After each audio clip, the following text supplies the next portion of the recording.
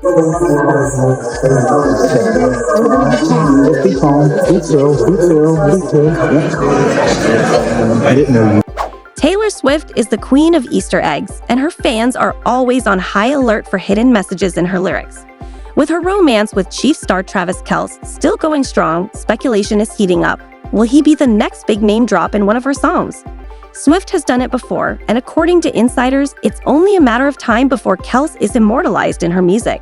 She's already set the precedent with the Tortured Poets department, where she gave a not-so-subtle nod to singer-songwriter Lucy Dacus in I Can Do It with a Broken Heart. Dacus reportedly got a heads up before the song dropped, but hearing Taylor Swift sing your name? That's a surreal experience.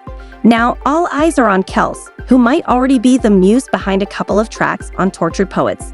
Swifties are convinced that the Alchemy and So High School are packed with football references and love-struck energy that scream Travis.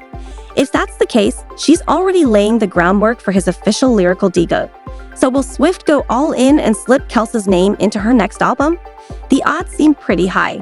When that moment comes, his reaction will likely be a mix of flattered, shocked, and completely smitten. After all, dating Taylor Swift and not getting a song written about you? Practically unheard of. And just like that, from song lyrics to wedding rumors, Taylor and Travis have the internet in a frenzy yet again. While Swifties are still dissecting every syllable of the Tortured Poets department for a definitive Kelce reference, the bigger question is, have they already made things official in a completely different way? That's right, whispers of a secret wedding are circulating, and the internet is clutching its pearls. Taylor and Travis have been serving up rom-com level relationship goals, but some fans think they've fast-tracked their way to happily ever after status. The couple has reportedly been spotted house hunting together. And if you know anything about celebrity real estate, that means one of two things.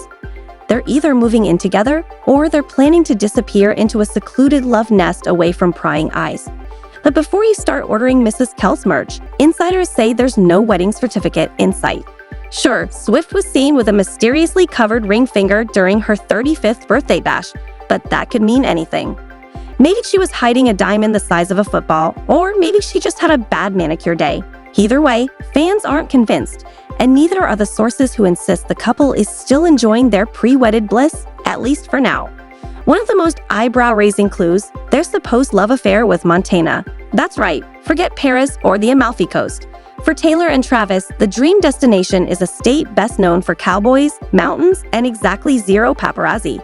Insiders claim the couple has been frequenting a speakeasy-style bar in the area, soaking up the quiet life, love, and the bliss of not dodging camera flashes every 5 seconds. It's reportedly their happy place, which is adorable, until you realize that, for celebrities, happy place often translates to escape plan. And while they may be basking in the rustic romance of it all, there's a tiny hiccup. Travis isn't ready to trade in his football cleats for a rocking chair on a Montana porch just yet. Some fans speculated that after the Super Bowl, he'd retire, throw on a cowboy hat, and spend his days slow dancing in the kitchen with Taylor.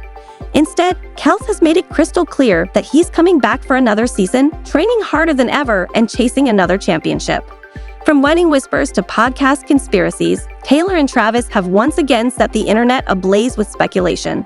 Just as Swifties were trying to decode whether Montana was their secret honeymoon spot or just a scenic hideout, a new theory emerged. Did Taylor just make a ghostly appearance on Travis's podcast?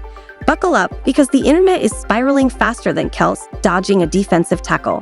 Here's the scene. Travis and his brother Jason are doing their usual banter on new heights, cracking jokes, talking football, and possibly dodging direct Taylor talk. But eagle-eyed fans, who apparently moonlight as FBI agents, swear they caught something. A little microphone movement, a subtle side-eye, and suddenly, the conclusion is clear. Taylor is secretly working behind the scenes of New Heights, probably directing the whole thing like it's a new music video. And because the internet never sleeps, a clip started making the rounds, with fans certain that Swift was lurking just off camera, adjusting Travis's mic like the ultimate supportive girlfriend/stagehand. And let's be real, if Taylor was there, she'd probably have reorganized the entire set by now, complete with a perfectly curated aesthetic and dramatic lighting scheme. While some fans are convinced, others are rolling their eyes harder than Jason Kelce whenever Travis talks about romance. The debate has split Swifties down the middle. One camp swoons over the possibility of Taylor's sneaky presence, while the other is begging everyone to get an eye exam. One side believes that only Taylor could inspire that look from him. The other side? They're chalking it up to pure coincidence. Meanwhile, the most rational take? Sometimes a microphone just moves because physics. Superstar. Yo, superstar. He's dating Taylor fucking Swift, and they might have a kid. They should have a kid. They should. That would be a great kid. Taylor was on the scene when she was like 13. All right, so it would be like the new Ryan Williams. You know how he's 17 years old at Alabama? So their kid would be like 14 in college, performing, like, you know, having 8 catches a game, and then like halftime, he's doing the halftime show in like 24 years. And then he would go like do a duet with like, he would go do something with Quavo right after. Yeah, and perform have like halftime. Top 10 hits and a TikTok song. Dang, they need to have a kid if that's the case. They gotta have it. Whether Taylor Swift was secretly adjusting sound levels or off somewhere crafting her next hit about people losing their minds over her absence, one thing is certain: Swifties aren't letting this go anytime soon. Until she actually appears on New Heights, fans will keep analyzing Mick movements like they hold the secrets of the universe. And just when we thought Travis Kelce's podcast Mick Conspiracy was the wildest theory of the week, enter the numerology madness. That's right. Just as Swifties were busy decoding Mick movements like they were hidden Easter eggs in a Taylor album, insiders dropped a new bombshell. Travis's NFL retirement plans may be tied to Taylor's all-time favorite number -13. Because when you're dating a global pop icon, even your career timeline has to be on brand. According to sources, Kelce is gearing up for what could be his final NFL season, planning to retire as a Chief and ride off into the sunset. But here's where things get delightfully ridiculous. Someone in his inner circle allegedly had an epiphany. If Travis retires after next season, he'll be eligible for the Hall of Fame in 2031. Flip that 31 around, and what do you get? Yep, -13. And just like that, Swifties have a new obsession.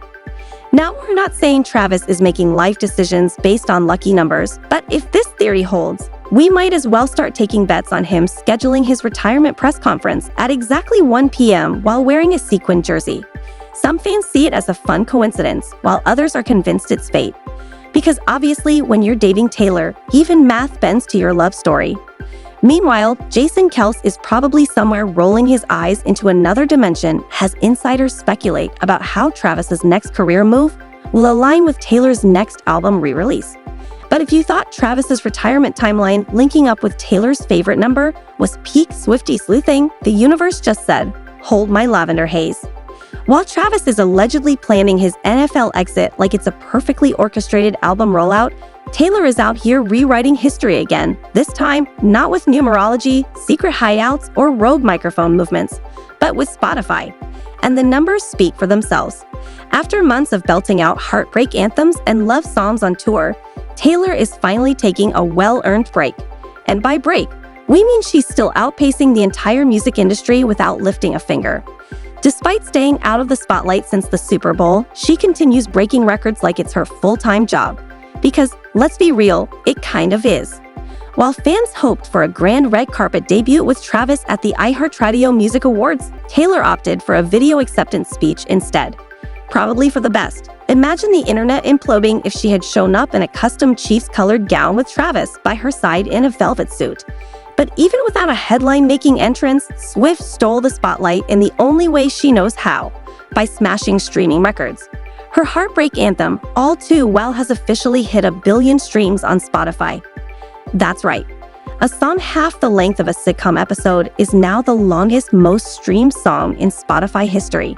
Somewhere, Jake Gyllenhaal's phone is probably on airplane mode, and a Spotify executive is wondering if they should just rename the app Taylor Swift Presents, Your Daily Playlist. Meanwhile, Swifties remain on high alert for Reputation, Taylor's version, and her re-recorded 2006 debut album. With new legal filings hinting at a possible July or August release, fans are already preparing emotionally, mentally, and financially. But in between making history and reclaiming her music empire, Taylor is also making time for her MVP boyfriend. As Travis gears up for what might be his last NFL season, the two were spotted enjoying some quality time in Big Sky, Montana. No photos from the trip surfaced, meaning even they had a rare, peaceful escape, or Swifties just haven't cracked the code yet. And let's be honest, if there's a code to crack, they'll find it.